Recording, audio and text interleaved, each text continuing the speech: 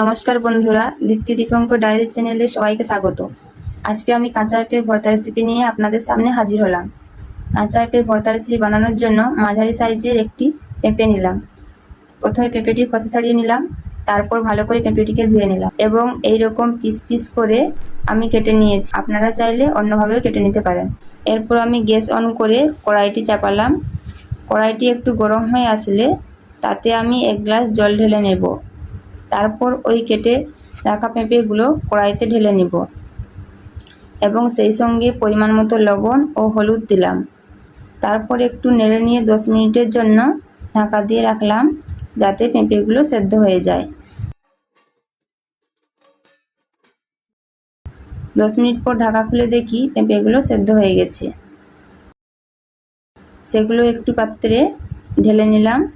পেঁপেগুলো একটু ঠান্ডা হয়ে আসলে ওই পাত্রে একটু সরষের তেল, কেটে রাখা পেঁয়াজ কুচি, ধনেপাতা কুচি, লঙ্কা কুচি, পরিমাণ মতো গোটা জিরে ও লঙ্কা গুঁড়ো অ্যাড করলাম।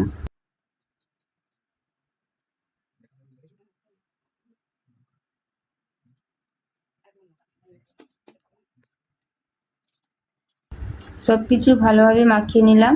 তৈরি হয়ে গেল হেলদি এবং টেস্টি কাঁচা পেঁপের ভর্তা।